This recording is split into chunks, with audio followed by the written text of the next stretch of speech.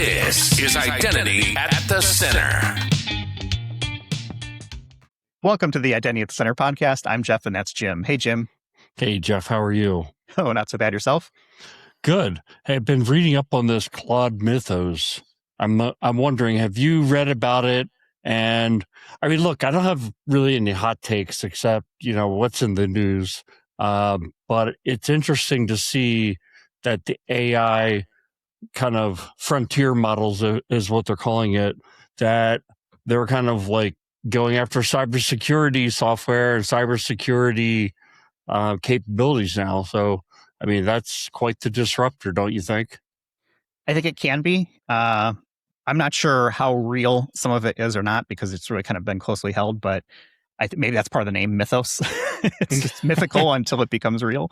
But certainly it seems to be like if it really is being held back because of security concerns and the fact that it is able to find things either that people haven't found yet or whatever it may be. I mean, that's just the world we live in now. Yeah.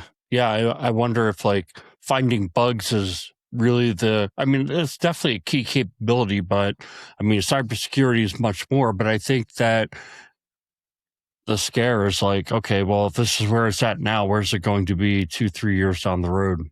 Well, that's what I've been saying. Right now, as the point in time, this is the least capable any of these tools will be, and they will just continue to become more and more capable. Now, I have changed my wording. I'm not saying good or bad anymore. I'm just saying capability-wise, this is the least capable it'll ever be. Right. As it becomes more capable, it could become more bad, is I guess the implication of you change.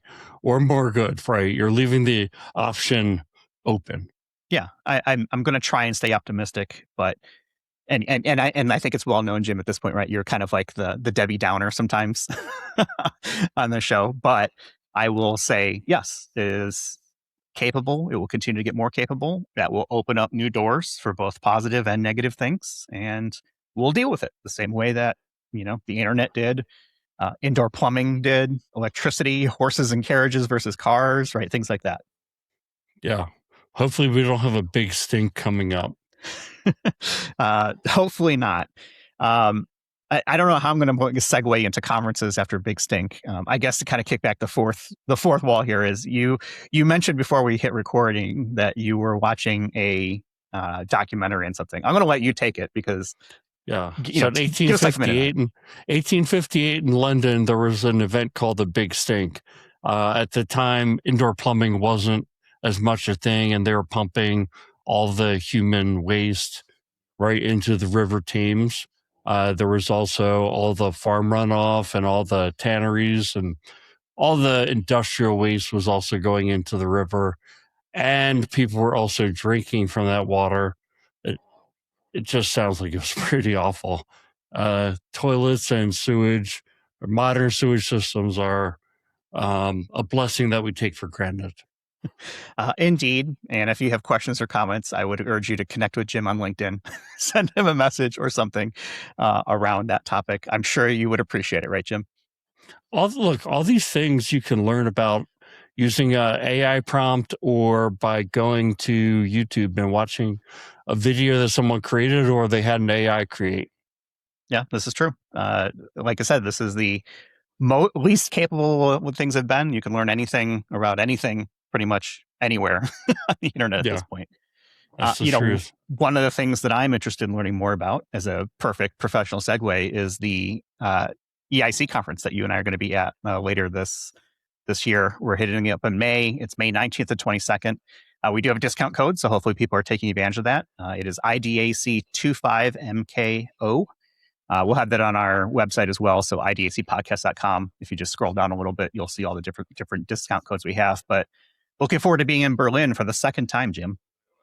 Yeah, I know. And one thing I would recommend is if people are going, show up a day early, go to the Identiverse event. If you're not following Espen Bago already, he's somebody to follow or connect with on LinkedIn. And you'll certainly see the announcement for when registration is available. Go out and register. It's a free event. You just show up and have a beer and meet your fellow identity practitioner professionals. Yeah, it's kind of like, I think typically like a pay your own way, buy your own beer, right? Things like that. I think kind of shun away from like corporate sponsorships and things like that. But you and I went to the one last year, right on the river there, and it was awesome. We broke out the Yeah. camera, did kind of a live recording there, from the picnic tables. I don't remember the name of the place, but it was pretty cool, and I'm sure we'll find another good spot to maybe do that again this year. Yeah. For my money, like turning on the cameras actually made it more fun. It wasn't like making it into a work thing. It was just like conversations. And I think that's every podcast we do is it's meant to be a conversation, not a presentation. And so that's what I think is going to be great talking with Warwick today. Is very conversational, very much a friend of the show. And do you want to go ahead and introduce him? Yeah, you've already kind of half started it, but yeah, Warwick Ashford, he's joining us today. He's a senior analyst at KuppingerCole. Last year, he was the MC. We're going to find out if he's going to reprise his role again this year. Welcome back to the show, Warwick. Thanks very much, Jeff and to Jim. Very interesting and entertaining to hear your intro there. And I quite like your analogy, because for me with cybersecurity is very much like that. I think Roald Dahl describes in one of his autobiographical books about how his sister was very badly injured when she went through the front window of their car, because in those days they didn't, they had one of the very first cars their family did, apparently, and there was no such thing as safety glass. And I think that's very much the way the cybersecurity industry has always been. Is like we wait for people to get cut and then we go, oh, maybe we should fix that. Yeah, I feel like that's almost like human nature. It's like, all right, let's, okay, so this bad thing happened, or maybe sometimes it takes multiple times, unfortunately, for bad things to happen, and then we decide to do something about it. I'm not going to ask you your origin story because we already did that last time. So for people to learn more about Warwick and kind of how he got into the space, go back episode 338. That was March of 2025. So it's been about a year. But let's start with the last year. Warwick, what have you been up to? All sorts. A lot of the work that I've been doing has been on a leadership compass on managed detection and response. So that's kind of more on the security side of things. But it's one of the reports that I really enjoy doing because it's an interesting market, and it seems to be growing and evolving quickly. Because I think just most organizations just aren't able to cope with this kind of always on cybersecurity team, keeping tabs on everything that's going on in the neighborhood. And I think that this managed detection and response is playing an increasing role there, and I think it will continue to do so, because you speak to some CISOs and they go, oh, like I'll never let anything happen outside my control or my purview and so on. But the fact is, there's just if you look at the legislation that's happening and at the rate that technology is evolving, as you've alluding to earlier, especially now we're this whole new AI era. I just think most organizations just don't have the resources to cope with that. And so you just need to bow to the economies of scale. So that's kind of, I've been spending a lot of time around on that. And, that doesn't, part of that evolution includes the increasing focus on identity with things like activity recording, which relates to accountability. But in terms of security and identity, I guess the most relevant things I've been working on include a leadership compass on secure remote access, or SRA, for OT and ICS, which has been a lot of fun. And I've done a couple of white papers on third-party access governance, TPAG, another acronym to add to our things. And that's really interesting, because I think what sets SRA for OT and ICS apart from kind of general purpose remote access solutions is kind of the need to accommodate legacy hardware, proprietary protocols, and control system architectures that lack native security controls, such as authentication, they don't have encryption or audit logging. So and organizations are also under pressure to comply with regulations such as it's IEC, I think it's 62443, and then NERC-CIP in the US, and of course the EU's NIS2 directive. So so that's kind of where I've been focused for the past year or so. So only a couple things. What are some of the major trends that you've seen? Like, is it just AI is just kind of consuming everything, but are there other areas maybe that are, shifts, trends that are kind of adjusting the way you look at or shape where you put your attention? Yeah, well, I mean, obviously AI is a big part of the conversation, and people need to be aware of it. But I think the work that I've done around SRA and TPAG has been fun because it's kind of helped me to understand how identity is becoming the control plane of modern cybersecurity. So I've been putting some attention on that and written some advisory notes around that, and perhaps we can talk about that a bit later as well. Warwick, let's talk about the EIC. First off, what does EIC stand for? And second off, are there any central themes or narratives that are pulling the conference together this year? Yeah, EIC is one of those kind of interesting acronyms because it started off as the European Identity Conference, and then along came this whole cloud era, and everybody was all about cloud. AI hadn't happened yet, so everyone was talking about cloud. Cloud was the hot topic. So it evolved into the European Identity and Cloud Conference, but for reasons best known to the organizers at that time, they retained the acronym EIC. So that's where we've gone forward. Yeah, you asked about the themes. Well, the tagline that we opted for this year is digital trust through intelligent identity, and basically this was just to emphasize the idea of digital trust, because ultimately I think that's what it's really all about. It's really about trust. That's what's necessary for digital businesses to work effectively and efficiently. And I think it's going to be one of the key areas of focus. And then intelligent identity, that's a nod to the application of AI in the identity field. And on the flip side of that is dealing with agentic identity. And those are kind of going to be also two key areas of focus at EIC. Yeah, and you mentioned the whole idea of identity and trust, and I really think the addition of machines and artificial intelligence, which you talked about in the previous set of questions, how's that evolving versus previous years? I mean, it feels like the past year has been a quantum leap, but I know we were talking about these things last year. So yeah, absolutely how right. would you describe that? Yeah, no, you're absolutely right. These things have been touched on in previous years, but I think it's definitely moved up a notch in the past year, as you said. And this is reflected in topic areas such as we've got a block on identity threat detection and response. Okay, another hot acronym, ITDR. On Wednesday afternoon and Friday morning, we had so much response in the call for speakers to this topic. So we're going to be looking on Wednesday and Friday, we're going to be looking at how organizations are moving from traditional IAM to ITDR, at the role of AI in security, obviously, and at how service accounts and application identities can be abused in ways that are hard to detect, and how most privileged access is still out of control for that reason, and at how to spot identity compromise.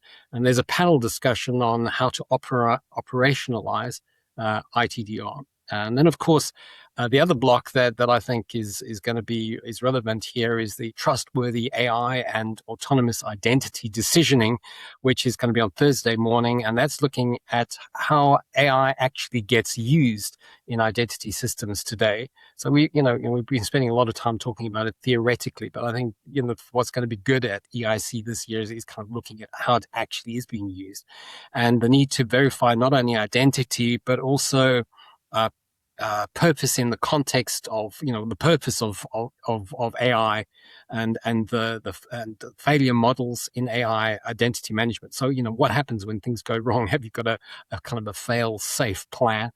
And there'll also be a panel discussion on machines with identities, securing AI agents and synthetic actors, another great term that we're coming to try and grapple with. And this is looking at the risks and opportunities of agent-driven interactions and how to prepare IAM architecture for AI native actors. And there's even a workshop on non-human and agentic AI identity, which is going to be aimed at exploring emerging standards, modern identity architectures, and practical frameworks for establishing trust. There's that word again, and enforcing control access across autonomous identity ecosystems. So quite a lot there around those two areas. Yeah, you mentioned workshop there. So what is the difference between a workshop and a session? Well, sessions are kind of usually presentations where you've got somebody who stands up and runs you through 20 minutes of their insights, and there's a small opportunity to ask questions at the end. Whereas workshops are far more practically oriented. Often, the people conducting the workshops will give people practical tasks to carry out, or just there's a lot more participation. So it's kind of as more interactive than you'd say in a session. So those are held pre-conference, and those will be on Tuesday morning. Yeah, I'm sure people love getting a combination of the two. One of the things you mentioned earlier was intelligence as well. I was wondering if you were going to start talking about this identity visibility intelligence platform concept, but I think intelligence and visibility are a big theme that you see in the industry outside of, I think, AI and machines take all of the take all of the air out of the room, or they get all the attention. But there are other reasons that people go to these conferences, right? A lot of times they're not quite there yet, and they're still trying to lay the groundwork, whether it's identity governance, privilege access management, even authentication. So does the conference kind of take that into account? And is this intelligence and visibility, is that kind of a bridge between the two? It's kind of the modern edition of some of these like things that we've been talking about for over a decade. Well, I think, we like to say anyway that EIC is an opportunity for like-minded people to just talk about the issues that they're facing. I think that's the value of this conference, is that there is a lot of opportunity for networking over lunches and in between. It's not. I like to think it's not as frenetic as perhaps other conferences. As that you guys have experienced it, so correct me if you think I'm wrong, but I'm very biased in this view. But the way we've designed it is kind of that there is a lot of time to be able to just talk to people and compare notes and say, well, this is what we're trying. What are you trying? How are you dealing with this? And we like to think that that's kind of where the magic really happens. So obviously, being on the agenda team, I'm very focused on the content and presentations and all that kind of thing. But I mean, we like to think anyway that the kind of the magic and what keeps people coming back year after year is just the opportunity to meet as a community and not to be just rushing around. It's a fairly contained venue, I think. And there's just plenty of opportunity there, just kind of to network and with your peers and look at the things that everyone's sort of grappling with. You mentioned the word frenetic, and that is like the perfect word because look, Jim and I go to a lot of conferences, and a lot of them are pretty frenetic for us. We're running around, we're trying to do live episodes. Sometimes we're on the agenda doing game shows or whatever, and it's very busy. But having gone now to EIC last year for the first time, I was telling everybody, like, this is a great conference.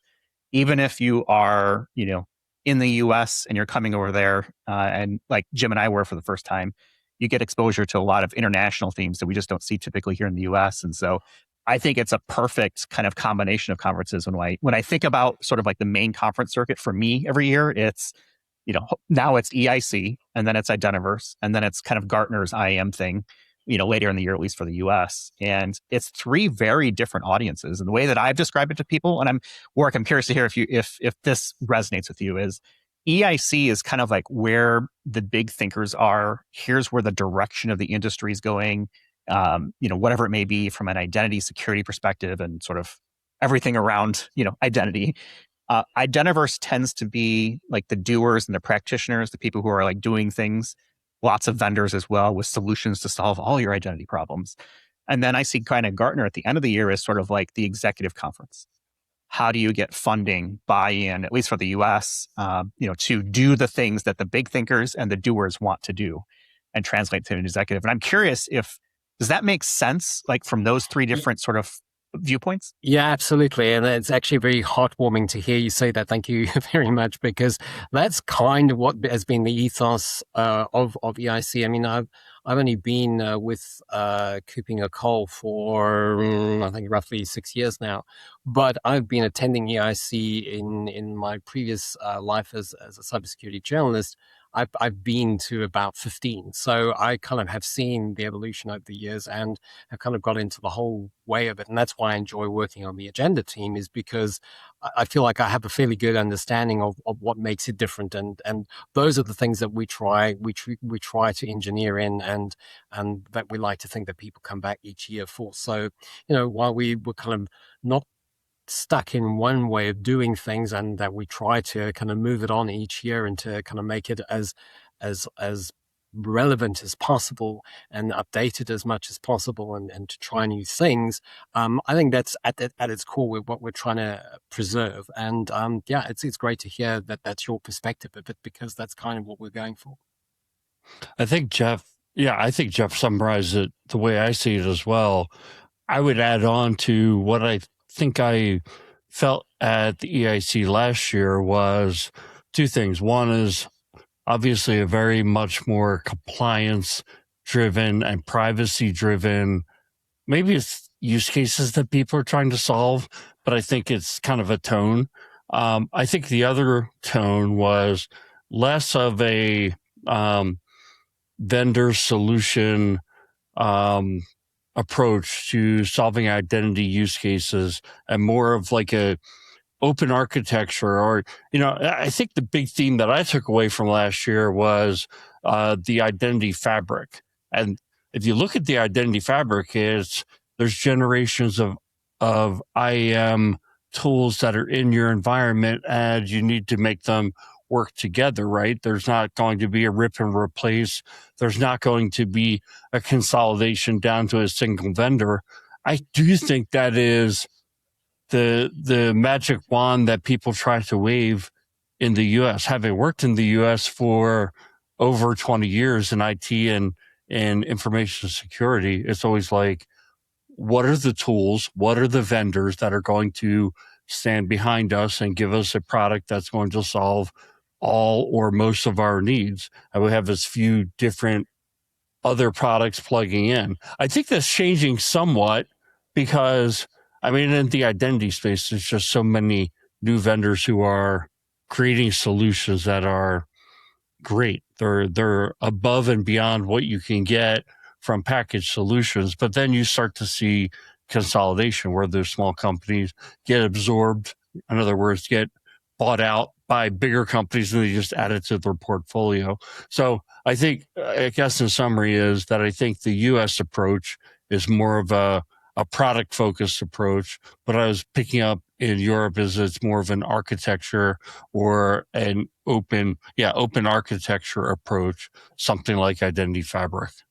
Yeah, we like to think that, again, our EIC brings together, as you say, kind of the kind of people who are shaping the way things pan out. And the Identity Fabric is, again, one of the workshops. It's one of the workshops this year, which KuppingerCole will be presenting.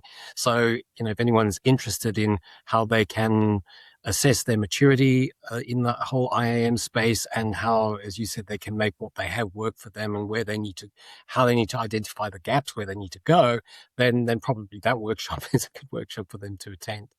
But yeah.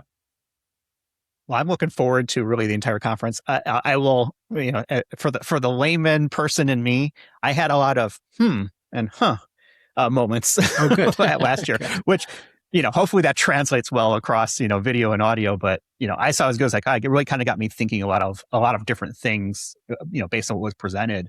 I'll tell you, the highlight for me was you mentioning the podcast as kind of like your opening salvo, and the fact that some people actually clapped and knew who we were was amazing. So thank you for all that support on it. Appreciate it. Yeah, well, although, as it's the European Identity and Cloud Conference, we're trying to be as international as possible, and we're getting more and more international content as the years go by.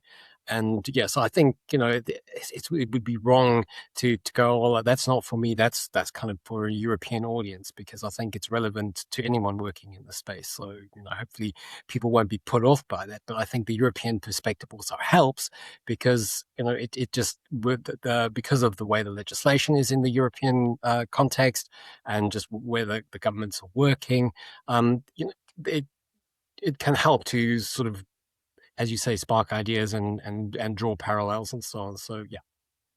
I always say, a good identity person is a well-rounded identity person. Obviously well-rounded identity, but also the world at large and different cybersecurity and regulations and things.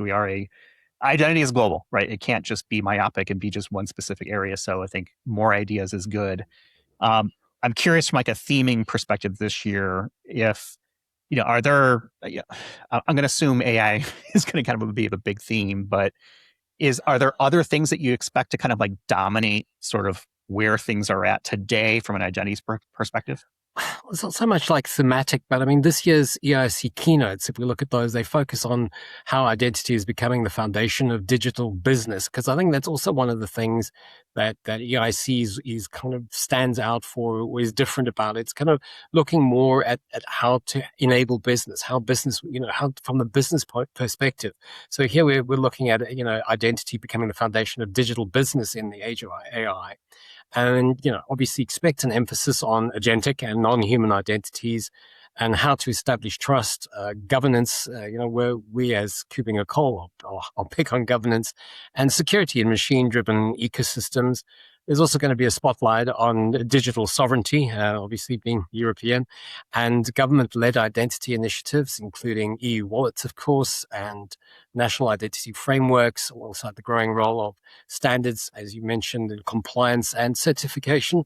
The keynotes also cover identity-centric cybersecurity, from quantum threats to zero trust and identity fabrics, as we've already mentioned.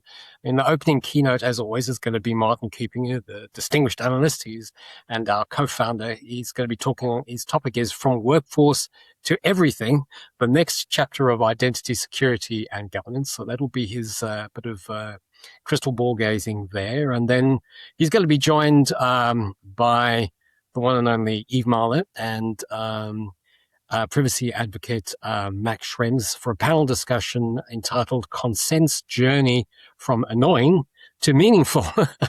I can just hear Eve saying that, actually. And can tech actually eliminate cookie consent boxes? So I think that's going to be pretty fun. And digital identity and cybersecurity policy expert Lucas Ilves. Now, this is one that I was particularly involved in. He's going to be speaking on the agentic state. What next for digital government? I'm really looking forward to this because he's from Estonia, and he's currently been seconded as an advisor to the Ministry of Digital Transformation in Ukraine on questions of AI and digital transformation. So, I think his presentation will probably be very good, but I mean, again, he's going to be on site. And so, anyone who wants to talk to him about his experiences will be able to access him there. So I think that's one, if you were to ask me one thing that you're really looking forward to, I think that's probably my highlight. And then, as you mentioned, we've got the kind of movers and shakers. We've got AI policy advisor at the European Parliament, Kai Zenner. He's spoken at EIC before, and he'll be looking at the question, will AI in Europe succeed with GDPR unchanged? So, I think that's also going to be interesting because you've got the EU Data Act is aimed at sort of opening up access to connected device and service data and driving interoperability via common data spaces. But this is potentially at odds with the GDPR, which is going, no. So he's asking, can this form an enforce and share path that avoids rewriting GDPR? So that could be quite interesting because he's within the EU. And then Florian Koptil will be there. He's EU digital identity and business wallets expert, and he'll be speaking on EU business wallets shaping the future of digital identity in Europe. And I think that could be interesting for audiences all around the world. And then another one that I'm looking forward to, we're going to have John Peart, who is the chief executive of the let me get this right, Office for Digital Identities and Attributes in the UK Department of Science, Innovation and Tech. My goodness. Anyway, he's going to be talking from framework to function. This is all about the UK's approach to delivering trusted digital identity at scale. So I think, the UK is kind of very special when it comes to identity. They're very, they tend to be very circumspect about what they, but the idea of a national ID is a kind of bit of an anathema here. So this session, I think, is going to be interesting, and it's going to be aimed at exploring the technology standards and assurance mechanisms that can now underpin trust in the UK market. So, if we can do it here, then surely anybody can do it, kind of thing. So there's kind of a lot there's a lot to look forward to. Well, these are just the opening day keynotes. Joni Brennan's coming this year. She missed out. We wouldn't have her last year. She's coming this year, which as you may or may not know, she's the president of the Digital ID and Authentication Council of Canada. I think Canada has always had a really good perspective on identity, and she's chosen the topic sovereign by design. So this is kind of talking about parallel paths to digital trust and identity in a world that isn't waiting. So I've been keen to know what she's envisaging there. Eve's also coming back to talk about the identity collision in the C-suite. I wasn't sure what this was all about, but kind of her explanatory notes are the hidden conflicts inside executive teams and why identity professionals feel the impact first. So that sounds like it could be pretty interesting. And then we've also got digital identity and trust framework expert Elizabeth Garber, who I'm sure you're very familiar with. And she's going to be speaking on identity and a changed United States, which could be pretty interesting. She's being a bit guarded about exactly what she'll be discussing, but I think that'll be an interesting one. And there'll also be keynotes on when models run the business risk, trust, and the new AI identity economy. And then also we're getting a perspective from the We Build consortium on their kind of forays into the wallet world. And then also our guys, panel of discussion by the KuppingerCole analysts and advisors. We're going to be talking about how to succeed in IAM under constant change. So yeah, a lot, and that's just day one. I mean, there's so many good conversations taking place, and it's sometimes tough to hit them all. I know we talk about being there in person, but if I'm remote, can I stream some of this content as well? Yeah, this is kind of an artifact from COVID, which means that we record all the sessions now. So, that has the double benefit or triple benefit of the fact that you don't have to make those horrible decisions. To me, that's one of the worst things about conferences. You sit there with the agenda and you think, well, this looks good, this looks good, this also looks good. Which one do I take a bet on? And then you rush off to that particular venue. You kind of squeeze your way in, you get a seat if you're lucky, and then within the first 5 minutes you go, oh no, I made the wrong decision. Oh no, horror. I should have gone to one of the others. But the great thing about EIC is because everything is recorded, it just means that you don't have to make those decisions. You can decide, okay, I want to perhaps meet this person or see what they like in person, but you know that you're not going to miss anything because you can always catch it up. And if you've got a full ticket, then you've got access afterwards. So you can even go and watch things again. You can say, I remember, or you can share with your colleagues and say, I heard this really great talk at EIC. I think it would benefit you or the team or whatever. And then you still have access to the content afterwards. So thanks, COVID. It's kind of resulted in that. And I think, I'm not aware of other conferences that do that, but I think it's fairly unusual that you can watch things back and watch all the content given time and opportunity. I mean, even if you're running late on the day and you're stuck in your hotel room for whatever reason, you can catch the beginning or whatever.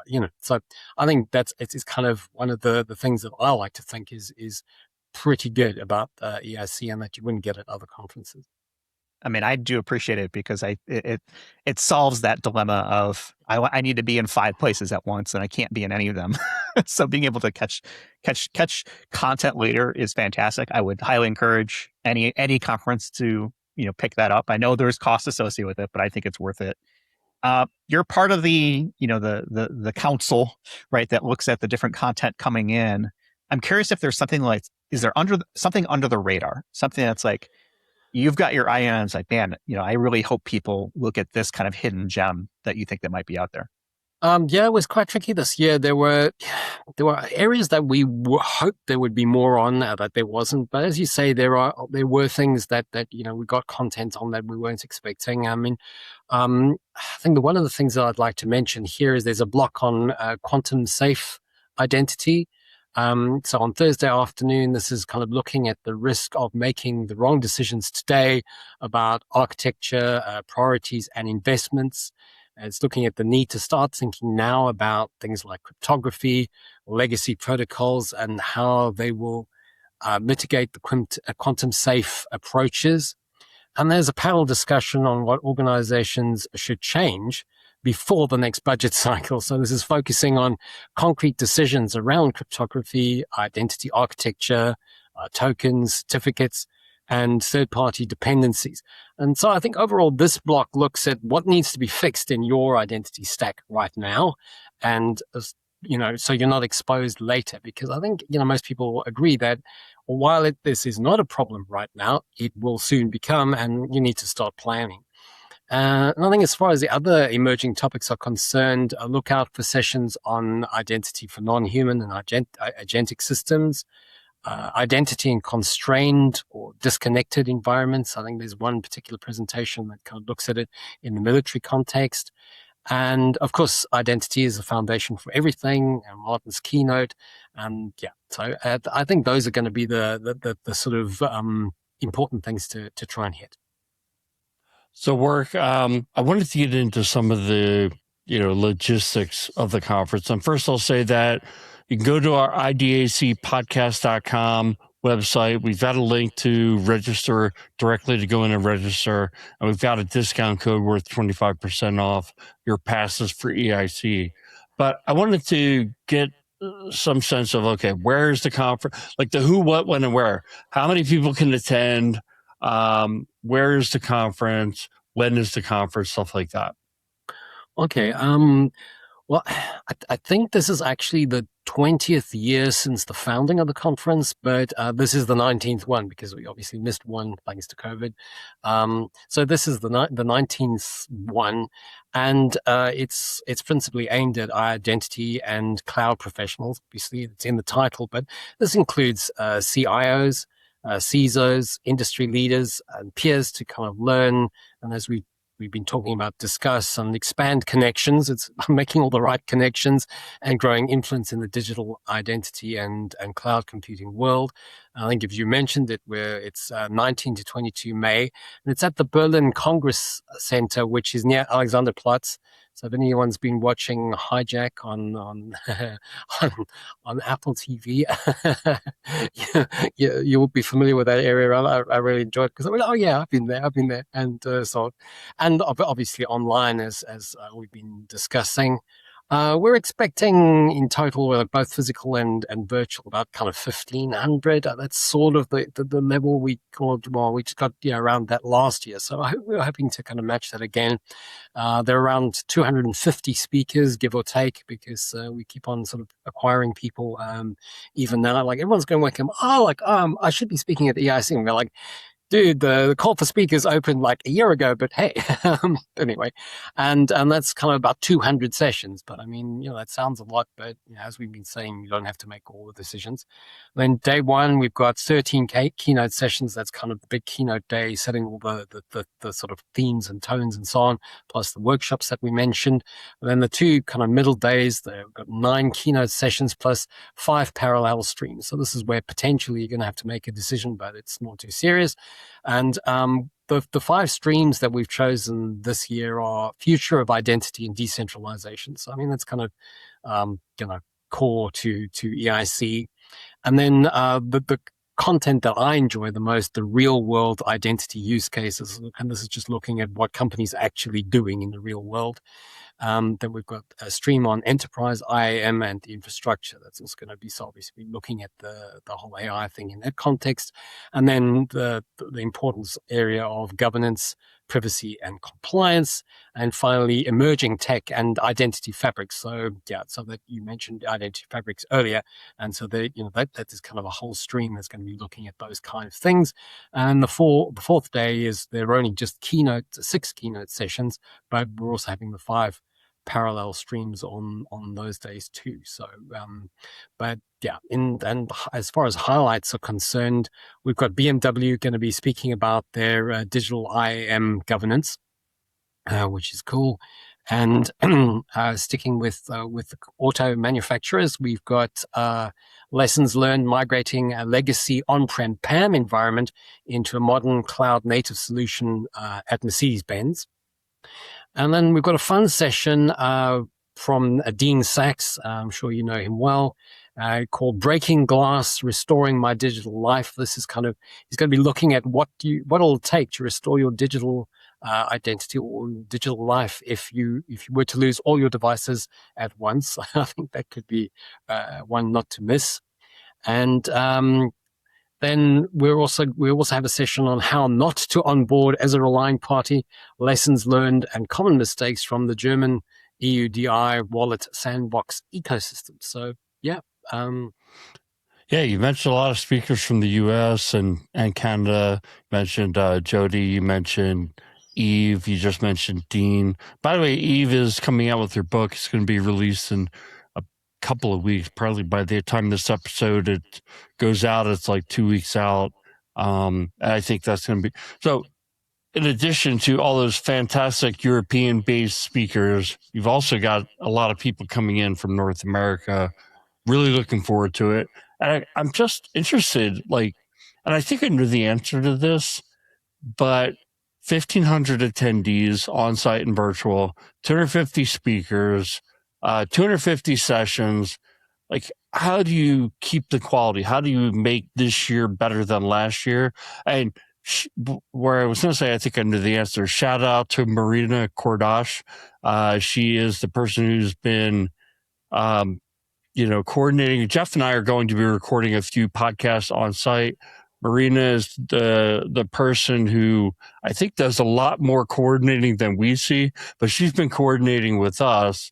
I got to imagine there's a lot of behind the scenes happening here. Oh, absolutely. I mean, we have a whole events team that's kind of dedicated to this. So, this is our flagship event, and so a lot of time and resources goes into this.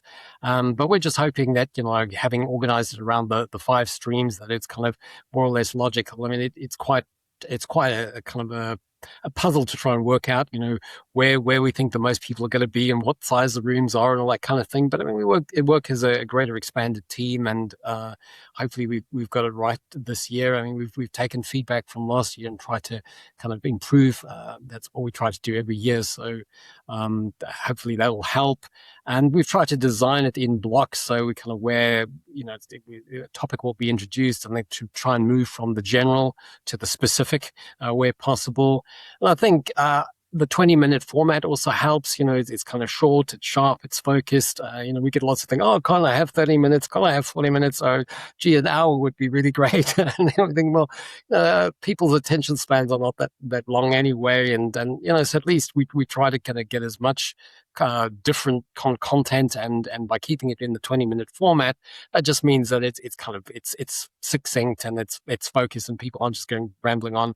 And we hope that it encourages the speakers to kind of just lay out what's really important. And what can I say? As a member of the agenda team, these sessions have been carefully curated, so hopefully that'll ensure the quality.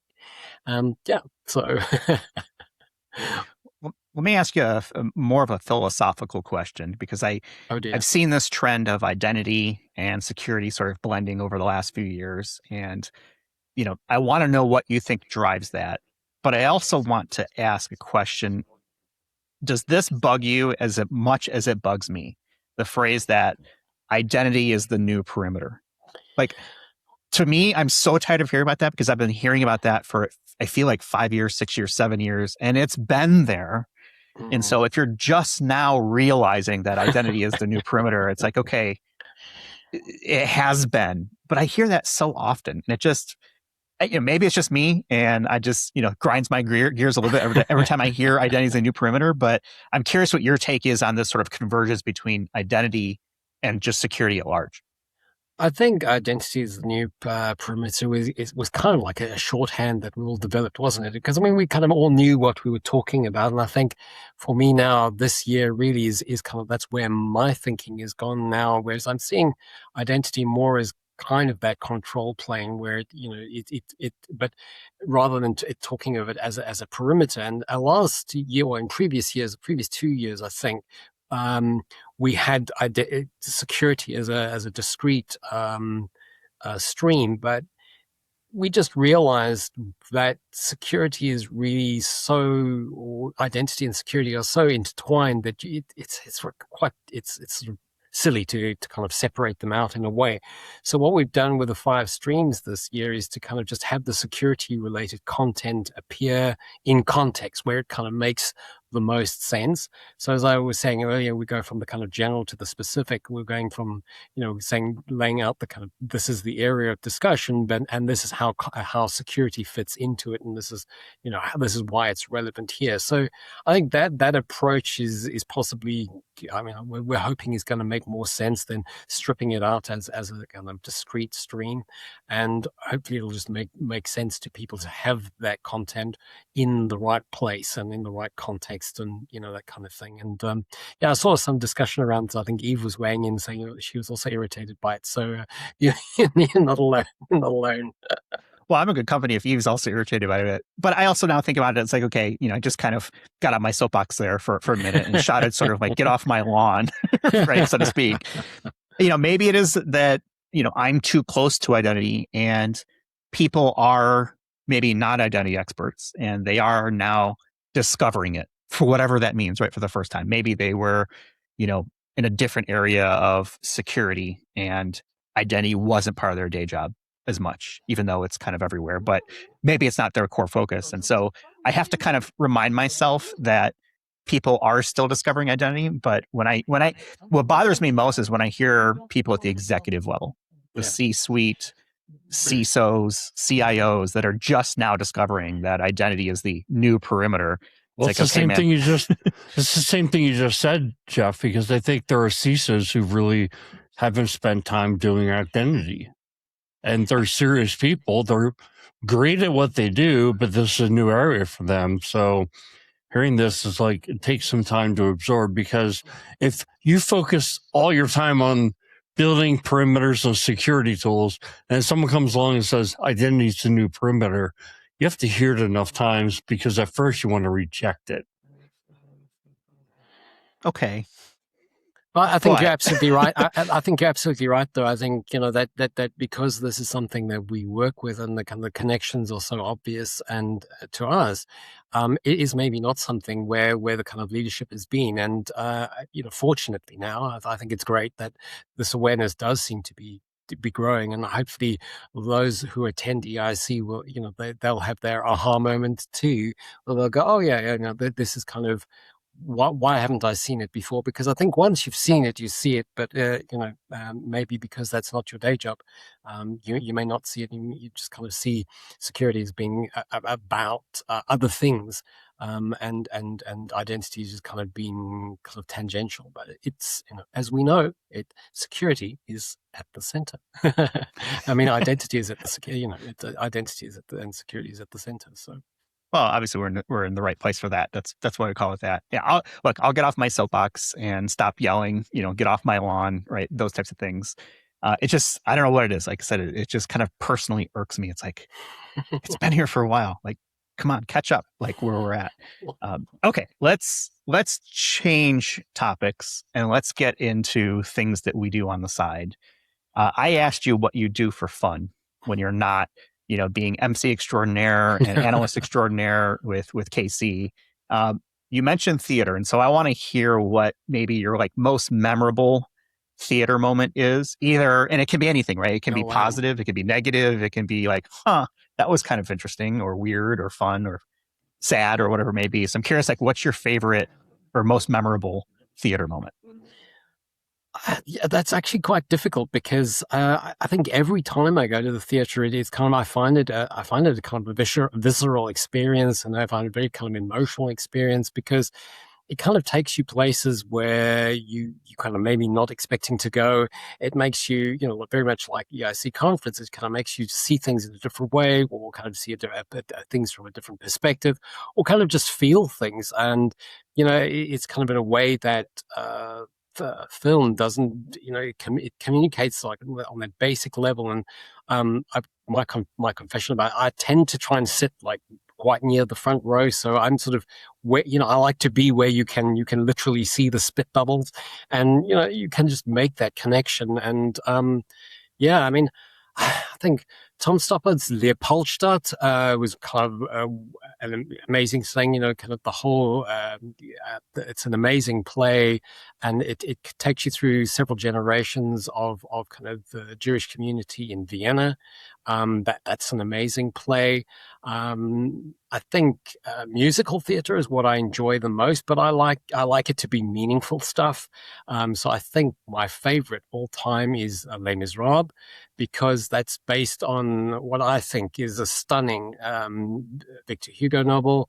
And what I particularly appreciate about it is how those who've created the show have translated Hugo's text into music and song.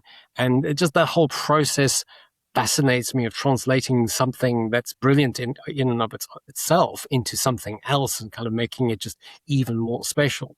It's something that's different, but it's kind of special. So that's also, one of my favorite shows is Sunday in the Park with George, which is about the artist Georges Seurat, about his creative process. And I saw the painting, Le Grand Jatte, in Chicago when I was there a couple of years ago. And I mean, when you come, I've seen hundreds of prints of this painting, but to come face to face with this painting was just quite an emotional moment, and it reminded me of the show. And so that's why, in fact, next weekend I'm going to be going to see a show about the kind of creative process of Monet. So we'll see how that compares with the Seurat thing. But yeah, a lot of people go, "Oh yeah, musical theater, that's kind of rubbish." But I think there are kind of levels, and I think shows like Les Mis have got that gravitas and that sort of universal human story that goes beyond kind of just boy meets girl kind of musicals that we kind of tend to know. I don't have a ton of experience with theater, but I'll tell you my favorite. Before Jim, I tell yours or you tell yours. My wife and I went to London last year, maybe it was a couple of years ago at this point, and we saw A Comedy of Errors at the Globe Theater.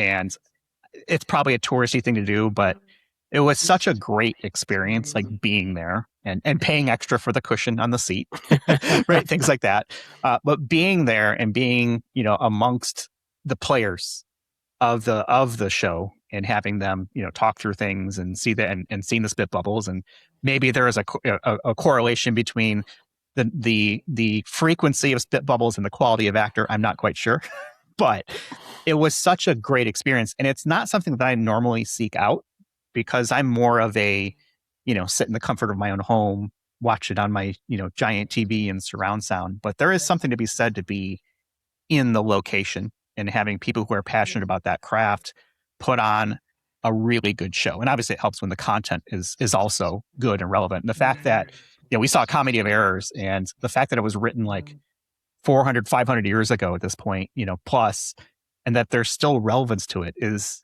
shocking in my view. Yeah, no, it's true, and I think the risk. I've been watching the Netflix series The Spy, and as you say, it's just you kind of look at how things that are about times gone by, and it just how it it brings home that how the human condition is the human condition and the way we react. So, the kind of the spy is kind of Mossad in the previous era to now, but you can almost kind of see how those tensions are still here and how they're translated in the situation that we're experiencing in the world today. No matter how much things change, and I think this is true in cybersecurity, because I have my favorite saying in cybersecurity is there's nothing new under the sun. Whatever you say, oh, have you seen this latest attack? But when you drill down, at the end of the day, it's something that we've seen before. That's why it gives me this whole thing about there's nothing new under the sun. He's like, what has been before will be again, and that's why I find cybersecurity fascinating, is because basically it's just kind of reinvents itself, but it's not new. The way people have been deceiving each other, the way they've been gaming each other, it's the same. It's just that maybe the tools change, but and the time changes, but there is nothing new under the sun, and that's why I think is so great about Shakespeare is that he was able to identify this human condition and those human traits and kind of the way people interact with each other and how we scam each other and whatever, and just kind of put it into the most amazing verse and prose and stuff, and as you say, it kind of it transcends time and culture and all that kind of stuff. So yeah, pretty good. So I'm going to talk about my experience with it. I went to 2 Broadway shows, and they were both, I think, around the same year. I agree with Jeff, like the whole experience, like going out to dinner and then going to a show, I thought was fantastic. I think I picked the wrong shows to go to. Oh, no. So, well, I didn't even pick. So the first one that I was going to tell you was the show Wicked, which became a movie. And I saw it before the movie was released, but I just thought, like, this is not a show meant for adults, even though you could pick up on things that kids wouldn't get, right? Because we've seen The Wizard of Oz and the backdrop. And I don't know how many people who are kids today have seen The Wizard of Oz, but it was like a school trip, because there were half of the audience were children who were, I think, on a school trip. And I was like, okay, well, this wasn't the best show to go to. And I think the movie is probably better than the show. This is where my hot takes are going to get us a ton of hate, because the other show that I saw was Book of Mormon. And I also didn't like that. And the reason I didn't like that was I thought that they were making fun of Mormons. And I'm not a Mormon. I don't have any like really close friends who are Mormons, but I'm just not into making fun of people based on their religion or, their race or gender or whatever. And so I just didn't like the show, and I felt like getting up and leaving before it was even over. Oh God, you wound me. You wound me very deeply, because the one show I have seen on Broadway was Wicked. I managed to get a ticket, and at the moment where she says, for the first time in my life, I felt. And the audience was anticipating the word wicked, and clearly most of the people who were in that audience had been before and knew it really well.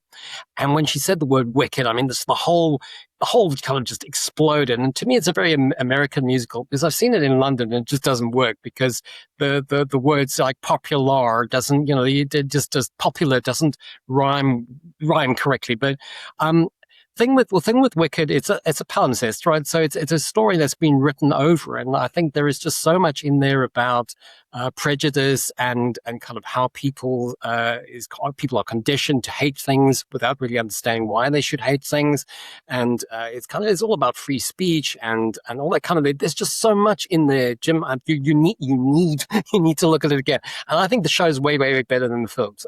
Yeah, I don't know. Anyway, so yeah, you wouldn't. I'm with you, Warwick. Yeah, one of the other ones I've seen is Wicked. I saw it at the Chicago Theater, so not on Broadway, but it was fantastic.